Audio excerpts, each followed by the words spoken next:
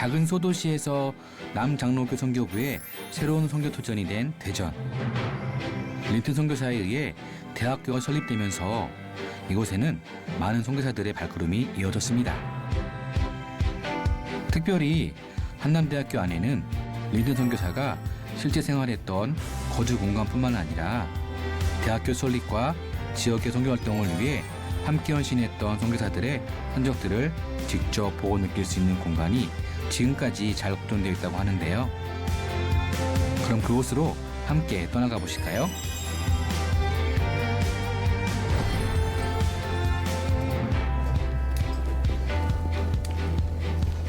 학교에 들어오니까 아까랑 또 다른 그런 분위기인데요, 여기는. 그렇죠.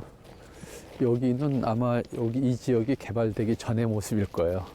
아, 그러니까 초창기예요? 그렇죠. 그러니까 여기 그 당시에 사진을 보면 네. 다 민둥 들판이었고 저 밑에는 논밭이었고 여기 언덕 위에가 이제 그냥 민둥밭, 나무들도 없고 그런 지역이었죠. 아니 또 여기 보니까요. 간판에 선교사촌이라고 해서 1955년도부터 네. 라고 써 있어요. 이게 이제 여기 린턴 선교사가 네. 이제 대전에 대학을 세우기 위해서 이제 생각을 하고 네. 이 터를 봤죠. 아, 이 지역의 터를, 이 지역의 터를 보고 그때 사진을 보면 그 들판 언덕 위에 네. 지도를 펴놓고 네. 이제 그 생각을 하시는 거죠. 어떻게 터를 잡을까? 아, 위치를 잡을까? 그렇게 해서 생각하시면서 여기는 선교사들이 먼저 와서 이제 거주를 해야 되니까 그 거주할 수 있는 터를 잡고 집을 지으신 거죠. 그 집을 지으신 곳이 이제 여기고 네. 그 당시에 사진은 이런 나무 하나도 없었어요. 그냥 뻔뻔한 그냥 진짜 허벌판. 아무것도 없는 허벌판이었어요. 이 나무들은 그때 이후에 다 심은 나무들이고 자란 나무들이에요. 그럼 최소한 50년 이상, 70년까지 그렇죠. 된다는 그렇게 되는 거죠. 그래서 어떻게 보면 요 지역은 지금 요거를 이제 여기 이제 그 선교사촌이라 그러는데 요 지역은 그 당시에 지형 그대로 있는 상태. 그대로 보존돼 가지고 있겠네요. 나무들은 그 이후에 자라서 이제 숲을 이루었고 예. 그래서 사람들이 여기를 아는 사람들은 대전에 많은 사람들이 여기를 와서 쉼터로 삼어요. 그러니까 고즈넉해가지고 새들도 많고 예. 그래서 또 뭐 외부에 뭐 간섭하는 사람도 없고 그래서 좋죠. 그래서 지금은 이 건물이 해방 이후에 지어져서 뭐 역사적 가치는 그렇지만 그래도 지금 우리나라 그 문화재법이 50년 이상이 되면 그 가치가 있으면 의미를 부여해서 보존할 수 있어요. 근데 지금 이 건물들도 마찬가지죠. 이 건물도요? 그래서 초기에 세워진 세 채는 네. 이게 지금 그렇게 해서 지금 보존하는 건물로 지금 삼고 있습니다. 여기도 한번 올라가 보면은 여기도 아까 전에 저희가 인도원 기념관과 비슷하게 벽돌로 된 그런 그렇죠. 벽면과 그 바탕에다가 기와로 된 이렇게 형식의 집이네요. 우와. 이게 그러니까 한식, 양식, 일식 다 포함된 거라고 보면 될 거예요. 세 가지가 다요? 네. 이게 이제 안에 들어가서 보면 네. 구조가 그래요. 그러니까 서양식 일단 기본적으로는 서양식이에요. 야, 여기가요? 그리고 이제 지붕은 네. 이제 전부 그 한옥 구조로 이제 만들었죠. 예. 생각 전체 지붕은 그래요. 근데 벽돌로 쌌잖아요. 빨간 그러니까요. 벽돌로 보통은 흙이라든가 흙이라고 생각할 수 있는데 나무나 벽돌로 이렇게 그냥 벽돌로 하나하나씩 쌓고 빨간 벽돌. 바닥은 콘크리트 쳤고. 그러니까 이제 지붕만 한옥이에요. 그렇죠. 근데 창문 틀 같은 것들을 보면은 이제 일본 시대 그 창문 틀 목조로 된 그대로 있죠. 이게 참 여기서만 볼 수 있는 독특한 고주네요. 그렇죠. 저희가 예전에 한번 청주에 가니까 또 이렇게 청주 양관이라고 해서 거기도 이렇게 북장로교 형사님 사택과 학교가 이렇게 남아 있는 게 봤거든요. 근데 여기도 비슷한 것 같아요. 네. 여기는 이제 1층으로만 되어 있지만은 네. 비슷한 형태가 되어 있는 것 같아요. 그렇죠. 그러니까 그 당시에 우리 여기서 구할 수 있는 어떤 건축 자재나 그다음에 건축하는 분위기, 네. 그 시대적 분위기가 아무래도 그 이상은 가지 않았으니까 그래서 이렇게 쳤을 거예요. 또 이렇게 디귿자 형식으로 되어 있어가지고 가운데는 나무가 이렇게 힘을 쳐서 되게 여기- 포근한 느낌이에요. 그렇죠. 그러니까 이게 어떻게 보면은 한옥 구조만 하면 이렇게는 안 짓잖아요. 그렇죠. 근데 이제 어떻게 보면 요즘 말로 하면 중정 그죠. 느낌이 예. 있도록 그렇게 나무를 가운데다 이제 이렇게 심어서 그런 구조를 가지고 있죠. 아까 선교사 촌이라고 하게 되면은 네. 한두 명이 계신 게 아니라 아예 그냥 이렇게 집단으로 아, 이렇게. 그렇죠. 그러니까 집은 많지 않았지만 예. 여기 좀 보시면 여기 한 가정이 거하기는 너무 큰 집이잖아요. 그렇죠. 아, 그러니까 어떻게 보면 이제 그 싱글로 와서 계신 분들은 이제 여러분들이 들어가서 이제 방을 아. 나눠서 쓰기도 하셨고, 예. 그러니까 가족이 많은 분들은 이제 독처로 쓰시기도 했고, 뭐 그런 의미로 이제 여기 이제 실제로 그 당시에 지어진 게 제일 초기에 세 채가 지어졌어요. 세 채요? 예. 그 다음에 네 채가 더 지어졌어요. 아, 더 오셨구나. 아, 그래서 이제 전체는 7채인데 초기에 세 채가 먼저 지어진 것만은 지금 이제 어떤 문화재 등록문화재로 네. 이렇게 해서 지금 관리를 하고 있고 네 채는 이제 여러 가지 용도로 사용을 하고 있는 것 같아요. 학교 내에서도 네, 있으니까 네. 학교 건물이라든가 뭐 교실이든 네, 그렇습니다. 활용하고 있겠네요. 게스트하우스로 이제 사용하는 것도 있는 것 같고요. 아. 네, 그래서 용도는 지금 다양하게 사용되고 있습니다만 어떻게 보면 선교사님들이 남겨놓은 뭐 여러 가지가 있지만 예. 그 가운데 이제 그분들이 살던 그 집이라고 할런지 예. 그분들이 살던 어떤 그 공간이 예. 그대로 또 그것도 나름 하나의 시간이 지나가면 또 문화재가 그렇죠. 될 수 있는 것이고 기념이 될 만한 네. 거죠. 그분들의 삶의 어떤 형편도 알 수 있는 거고요. 사실 안에 들어가면 그분들이 살던 어떤 가재 도구도 좀 일부 예. 있긴 보존돼 해요. 있을까요? 예, 일부는 있습니다. 1950년대에 조성돼 오정골 선교사촌으로 불렸던 이곳. 기독교 선교의 역사와 정신을 품고 있는 곳으로서 오늘날 생태학적, 건축학적으로도 높은 가치를 인정받고 있는데요.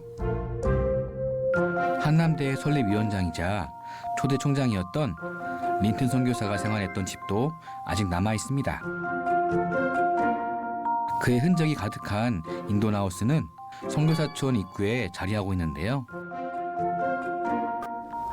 그리고 지금 이 건물은 여기 한남대학교 안에 인돈 그 연구소가 있어요. 인돈 연구소요. 그래서 그럼 예. 요 건물은 지금 인돈 하우스라고 그래가지고 그 린턴 선교사가 남긴 글들, 린턴 선교사의 편지, 네. 그다음에 린턴 선교사가 사용하던 일부 가재도구가 이 안에 아. 있습니다.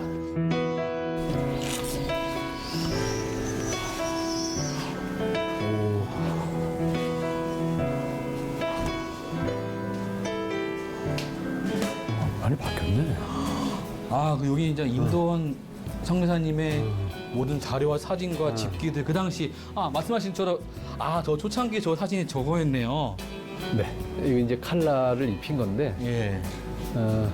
아까 봤던 본관 건물 처음에 졌을 때, 저 그러네요. 처음 졌을 때 모습이. 막 짓기 시작했을 때 저기 뭐 땅 보러 와가지고 네. 이제 어떻게 할 거 여기도 이렇게 다 있구나. 약간 이 건물을 보면은 대학교 건물이라기보다는 약간 군대 막사 같기도 하고요. 실제적으로요. 예. 요거는 이제 6.25 끝난 다음에 예. 이제 처음에 1956년이잖아요. 예. 요게 이제 어떤 시대냐면 정식 대학인가 받기 전에 그때 학교를 했어요. 인가 받기 전에도 학교를 했다고요? 그때는 학교 이름이 달랐어요. 뭐라고요? 대전 기독 학관. 학관. 학교가 아니라 학관. 학관. 이 관이라는 게 일제 시대 때 일본에서 쓰는 말이야. 이게 학관이라는 건데 정규 학교가 아니야. 근데 학교는 하는 거야. 그 전 단계라고 볼 수 전 있겠네요. 단계인데 그 학관이라고 그래가지고 일본에서는 그걸 인정을 했어요. 그러니까 정규 학생은 아니지만 학교를 또 인정을 해주는 그런 좀 어정쩡한 그런 제도가 있는데 근데 정규 학교를 하면 당시에 일본 총독부의 총독부 교육국의 지도를 받아야 돼. 그 규격에 맞춰야 돼. 가르쳐야 되는 과목도 정해진단 말이야. 근데 정규 학교가 아니면 안 해도 돼.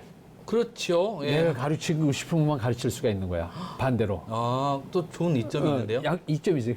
그래서 일부러 학교 인가를 안 받고 학관이라는 이름으로 가르치는 거야. 약간 편법이긴 하지만. 합법이지만 또 제도적으로 인정하는 거니까.그 안으로 하면서 학생들을 수없이 가르치니까 일제가 강제로 학교해 그런 거 반대로. 그러니까 제도권으로 들어와. 더 들어와 그런 얘기죠. 그죠. 그런 얘기죠. 그런 학관이라는 제도가 일제시대 때 있었어요. 그래서 이제 이 린턴 선교사는 우리말 배우면서 일본어를 빨리 배웠어요. 왜냐하면 어차피 자기가 학교 소위 그 교육 선교사로 활동을 하려고 그러면 일본이 지배하고 있는 한에서 일본 정부와 이거를 맞대응해 가지 못하면 안 된다는 것 때문에 이분이 일본말을 빨리 배웠다고. 그래서 모든 남장로 교회가 운영했던 학교들을 일본 총독부와의 관계 속에서 제도적으로 문제를 해결해 나가는 데는 린턴 선교사가 또 앞장섰다고. 역할을 했네요. 그러면 그런 게 있었기 때문에 이분이 학관이라는 이름을 갖고 처음에 개교를 했어. 1956년에 대전 기독학관. 그래서 그거를 이렇게 한 거야. 그 당시에 돈이 없으니까 학교 건물을 제대로 줄 수가 없잖아요. 그쵸. 그러니까 이게 이렇게라도. 뭐냐면 미군 막사야. 그렇죠. 미군 막사가 그 협조를 받은 거지. 이제 뜯어서 안 쓰게 되는 것들은 갖다가 이렇게 해가지고 이걸 교수를 쓴 거예요. 이렇게라도 또 했어요. 이렇게 해가지고 이걸 학관이라고 해가지고 대전 기독 학관이라고 해서 개교를 한 거예요. 그래서 이렇게 해가지고 준비를 해서 그 다음 단계 이제 저 건물을 짓는 거예요. 예, 저 건물을 지면서 저 건물을 짓고 대전 대학이라는 이름으로 1959년도에 인가를 받게 되는 거예요. 그러니까 그 전에는 이제 이 상태가 뭐든지 한 번에 되는 건 없네요. 어려웠죠. 지금은 어엿한 대전 충청 지역에 사립대로 자리매김한 한남대학교. 하지만 그 첫 시작은 결코 쉽지 않았습니다. 때때로 닥치는 시대적 상황이나 재정적인 문제에도 그는 굴하지 않으며 매 순간 지혜를 발휘해 학교를 세우고 교육 선교 현장을 지켜나갔는데요. 이분이 이때 28살에 교장하면서 이제 그 3.1 독립만세 운동이 일어났잖아요. 네. 그래서 이분이 가서 시대적 상황을 보니까 이제 일본이 자꾸 자격증을 요구한다. 선생님들도 자격증이 없으면 선생 못하게 하니까.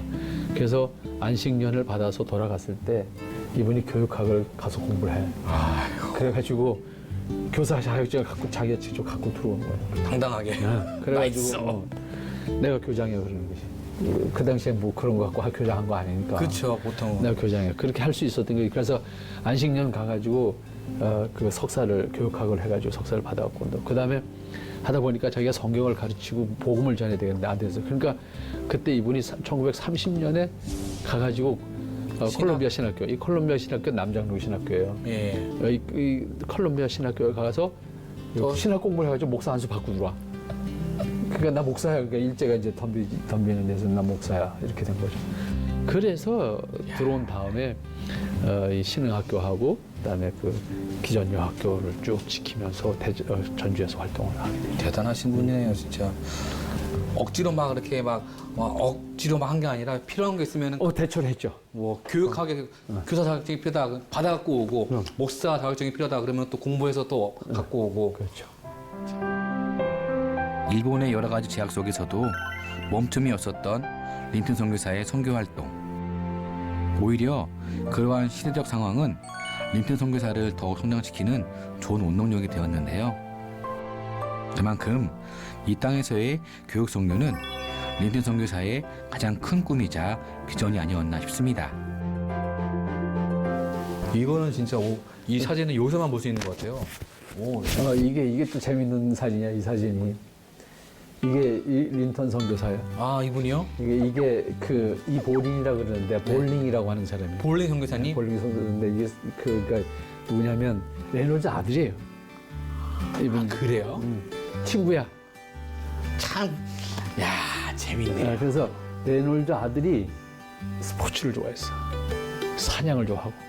사냥총이네요. 그래가지고 둘이 잘 다녔어. 둘이 끝까지 아주 친한 친구로. 절친이었네. 친구이 돼가지고 이 사진이 아주 이 두 사람이 찍은 사진이라고 사진. 그래서 이 레놀드 아들하고 이 린턴 선교사가 군산에 있으면서 아주 친하게 지내면서 그 어린 나이에 와서 그 서로 의지했네요. 서로 의지하면서 이 사람은 먼저 왔었잖아. 그쵸, 먼저 와서 아무래도. 한참 이제 먼저 왔으니까 그렇죠. 많이 도움이 됐고 의지했겠네요. 의지했고 선교사들의 그 어떤 참 말 못하는 어려움들을 둘이 잘 극복하면서 적응했죠. 그래서 아마 아주 절친으로 알려진 사람이죠. 이게 이제 그 군산 영명학교. 영명학교에 지금은 군산 영명고등학교가 아니라 제1고등학교로 바뀌었더라고요. 바뀌었죠. 네, 그렇게 된 거죠. 여기서는 이게 아마 가장 유명한 걸 거예요. 이게요? 그러니까 이게 린턴 교장, 그러니까 학장이죠 당시에. 당시에 대전대학 네. 학장이 이제 그 한남대학의 강조점 그래가지고 이걸 분명히 지켜야 된다. 규정을 5개 딱 칠판에다 적어놨던 거. 아주 유명한 사진이에요, 이 사진. 수업은 정시에 시작할 것, 수업은 정시에 끝낼 것, 모든 학생에게 과목마다 숙제를 내줄 것, 교수와 학생은 결강하지 말 것, 기독교 분위기를 유지할 것. 야, 이게 참 신기한 게요. 그동안 거쳐왔던 순천, 목포, 광주, 이게 진짜 저번에 말씀드린 것처럼 퍼즐이 그냥 하나하나씩 숨겨져 있는데 그걸 하나씩 발견하는 느낌이 들어가지고 신기해요. 그러니까 어떻게 보면 숫자로 보면 그렇게 많지 않은 숫자인데 그분들이 미친 영향이나 그 이후에 우리에게 주어진 그 열매는 너무 크죠. 그러니까요. 너무 크죠. 뭐 당시로 보면 뭐 아주 젊게 일찍 돌아가신 건 아닌데 네. 70에 돌아가셨으니까. 네. 70에 돌아가셨으니까 좀 아쉽죠. 한국에 와서 사실은 병이 생겨서 2번 수술하러 미국 한 번 갔다 일본 한 번 갔다 왔거든. 48년도에 한 번 갔다가 6.25 끝나고 한 번 또 갔다 오셨어요. 네. 갔다 오셔서 그래도 학교 다 마무리하고 그러고 나서 이제 돌아가셨죠. 미국에 와서 돌아가셨죠.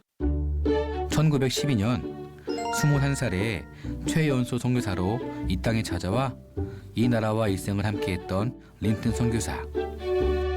유진배 선교사의 딸 샤롯을 만나 가정을 이루고 자녀를 낳아 기르며 우리나라와 더욱 깊은 인연을 만들어 갔는데요. 그래서인지 린턴 선교사의 한국 사랑은 각별했습니다. 투병 생활 중에서도 이 나라의 교육 선교를 위한 마음과 생각을 끝까지 놓지 않았다고 하는데요.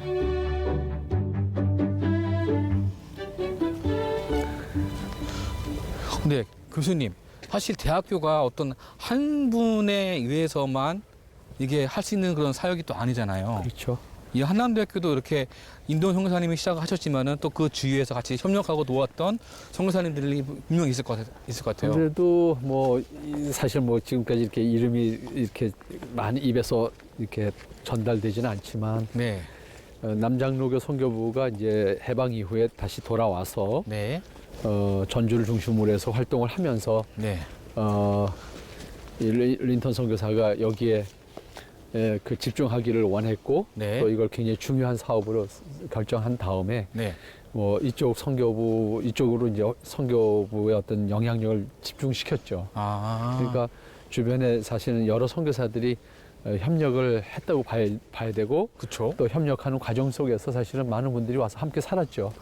그런데 사실은 아쉬운 거는 그분들 이름 하나하나를 이제 다 기억하지 못하고 있다는 거예요. 그런 것들은 아쉬운 것이고 좀 이런 자료 전시관에도 그런 건 좀 이렇게 좀 했으면 좋을 텐데 네. 그런 것들이 좀 아쉽다라고 하는 것은 우리가 좀 기억해야 될 것이라고 생각해요. 사실 한 분 한 분 저희한테는 진짜 귀한 분들이고 분들이었죠. 각 분야별로 또 저희 어떤 나라를 위해서 헌신하고 이렇게 하신 분들인데 참 우리가 그거를 좀 기억하지 못하고 좀 이렇게 아닌 방치를 했던 것 같아요. 몰라라 하고 있는데. 네, 좀 그게 아쉬웠던 것 같았고. 한남대학교의 교수로서 학교를 화학기술 분야의 명문으로 키우며 기독교 인재 양성에도 힘쓴 개의돈 박사. 세계적인 화학회사의 연구원으로서 좀 더 유망한 자신의 미래 대신 하나님의 부르심을 따라 이 땅에 온 개의돈 박사 역시 오늘의 한남대학교를 있게 한 또 다른 주역이 아닐까 싶은데요. 그래도 한남대학교 안에 들어오게 되면은 그래도 남장로에서 했던 학교의 그런 이념이라든가 또 선교사님들의 사역에 대해서 또 남아있는 건물들을 이렇게 둘러보면서 그런 정치를 느낄 수 있는 건 되게 좋은 것 같아요. 그렇죠. 또 다행히 이제 그 선교사님들의 숙소가 그대로 보존돼 있고, 예. 그다음에 활동했던 공간들도 그대로 보존이 돼 있어서, 예. 그래서 다행이죠. 그래서 이런 것들을 느낄 수 있으니까, 예. 뭐 이걸 이제 또 어떻게 이용하자 그러면 또 홀랑 뭐 다 없앨 수도 있겠지만, 네. 잘 보존해서, 네. 어쨌든 저쪽 건물들은 문화재로 일단 됐으니까 저건 어떻게 손을 못 댈 거고, 예. 이쪽 이 건물들도 그대로 좀 이 환경 자체가 좋잖아요. 너무 좋아요. 도시 안에서 이런 공간이 있다는 게 참 귀하니까 맞아요. 이건 그대로 다 활용해서 공간으로만 놔둬도 그 가치가 크죠. 그렇죠. 가치가 크죠. 그리고 또 몇몇 선교사님들 같은 경우에는 한 대에서만 하는 게 아니라 그 다음 아들 세대 또 손자 세대 또 그 증손자까지 또 계속해서 남아가지고 한국을 위해서 또 여러 가지 어떤 다양한 모양으로 선교적인 활동을 하신 게 되게 귀한 것 같아요. 그렇죠. 그 가운데 대표적인 것도 이제 또 라스 린턴 선교사가 돼요. 그렇죠. 그러니까 북장로교에서는 언더우드 선교사 그 가게가 예. 4대에 걸쳐서 우리나라에 그 선교 영향을 미쳤잖아요. 네네. 마찬가지로 린턴 선교사도 그 외가까지 하면 유진배까지 하면 4대가 또 되죠. 예. 4대가 지금까지 우리나라에 큰 영향을 미치고 있죠. 참 그게 되게 귀한 것 같아요. 그럼요. 그 쉽지 않죠.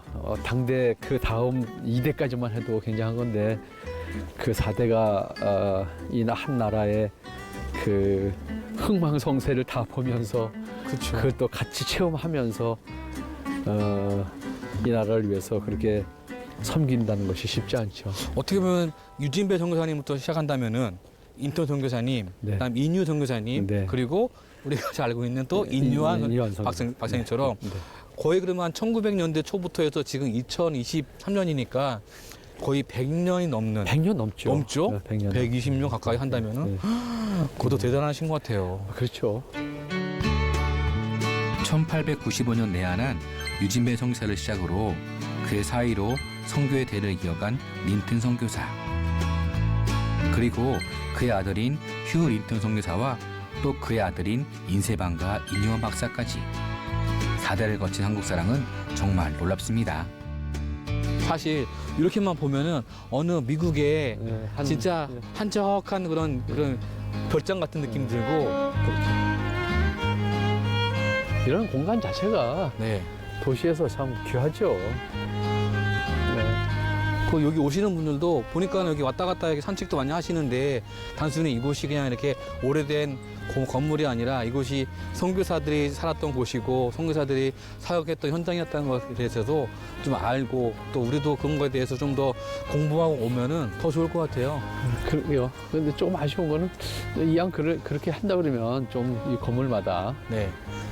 좀 그 건물의 이력이랄까? 그렇죠. 그다음에 이 살았던 건물에 누가 분들로. 살았는지 좀 더 그걸 알려준다 그러면 사실은 모르잖아요. 모르죠. 우리도 모르고. 예, 여기 와서 알았어요. 구성원들도 이 집이 누구 살았는지는 모른단 말이야. 그런 면에서는 좀 아쉬운 것 같아요. 그러면 자연스럽게 뭐 여기 사람들이 찾아오니까 예. 알려주면 좋을 텐데 그런 아쉬움이 있네요. 여기 오니까 진짜 저희가 남장로교 선교 그 스테이션 총 이제는 6군데라고 해야 되겠네요. 6군데 중에서 마지막에 제일 나중에 세워졌던 여기가 대전 스테이션이라고 해야 될까요? 네, 그렇죠. 그래도 되죠. 예. 보니까는 또 새로운 걸 알았고 그동안 그냥 저희가 알았던 거에 대해서 플러스 알파로 대전에도 이러한 선교사촌이 있고 또 선교사님들의 발자취가 있고 흔적들이 있구나라는 것이 여기 오니까 보고 느낄 수 있었던 것 같아요. 아무래도 뭐 대전이 아까 말씀드린 것처럼 이제 늦게 시작된 형성된 도시다 보니까 초기 선교 역사는 없지만 네. 그 이후에 그러니까 어떻게 보면 대전은 교회를 중심으로 해서 이렇게 조금씩 이제 교회도 늦게 시작됐잖아요. 네. 1907년 이후에나 교회가 시작이 되니까 교회도 늦게 시작됐지만 선교 거점이 없는 곳으로서 오늘날 큰 도시가 됐단 말이에요. 네. 그러다 보니까 이제 선교사님들과의 관련된 역사는 이제 후기로 늦어질 수밖에 없는 것이 이제 역사적 환경이었어요. 그래서 우리가 놓치기 쉬운데 그래도 남장로교회가 해방 이후에 여기를 선교 거점으로 해서 중부 내륙권의 선교의 가장 중요한 거점이라고 본 거예요. 남장로교 선교부가. 그래서 대전에다가 대학을 세우고 대한민국이 수립된 이후에는 이 나라를 다시 중흥시키기, 재건하기 위해서는 인재 양성이 필요하다라고 하는 그런 판단에 의해서 이 학교를 세웠고 선교사들이 여기에 거주하면서 이제 여기를 터전으로 만든 거죠. 그런 면에서는 선견지명도 있었다. 참 큰 역할을 했다 하는 생각을 하게 되죠. 남장로교회가 세운 5개의 선교 스테이션에서는 주로 학교들의 중고등 과정이었다면은 유일하게 어떻게 보면 대전에 네. 이렇게 대학 사실은 과정이 있죠. 남장로교에서요 대학을 세우고 싶어 했어요. 처음부터요? 처음부터. 근데 그 여건이 안 됐던 거예요. 사실은 대학을 세우고 싶어 했죠. 전주 쪽에. 대학을 세우고 싶어 했는데 안 된 상태였던 거예요. 안 됐다가 해방 이후에 린턴 선교사가 그걸 일구어낸 것인데 그것이 이제 대전이 됐죠. 그래도 선교사님들의 그런 염원이 또 실현된 곳이 바로 이곳 대전이겠네요. 그렇죠. 그분들도 이제 어떤 세계 선교를 하다 보니까 뭐가 필요하다는 걸 이제 나름 이제 아시지 않았겠어요. 그러니까 결국은 대학이 중요하다라고 하는 것을 판단했고 단순히 지금 복음을 전하고 끝나는 것이 아니라 이 나라가 식민지에서 이제 해방을 얻었고 그 이후에 이 나라가 제대로 된 나라로 세워져 가기 위해서는 인재가 필요하다는 걸 알았기 때문에 결국은 대학 세우는 것을 염원했죠. 아마 좀 더 일제 시대 때 세워졌다 그러면 어떻게 됐을지는 모르지만 뭐 그건 가정이니까 어쨌든 해방 이후에 중부 내륙권에서 이 대전을 중심으로 한 대학을 세운 것은 정말 귀한 일을 했다 이렇게 볼 수 있죠. 그렇습니다. 대전 선교의 중심지 한남대학교. 아무것도 없었던 터전에 린튼 선교사와 남장로교 선교부가 헌신으로 뿌린 교육의 씨앗은 오늘날 이렇게 열매를 맺고 있었는데요. 기독교 역사와 정신이 이곳을 통해 지역사회에 더욱 뻗어나갈 수 있기를 소망해 봅니다.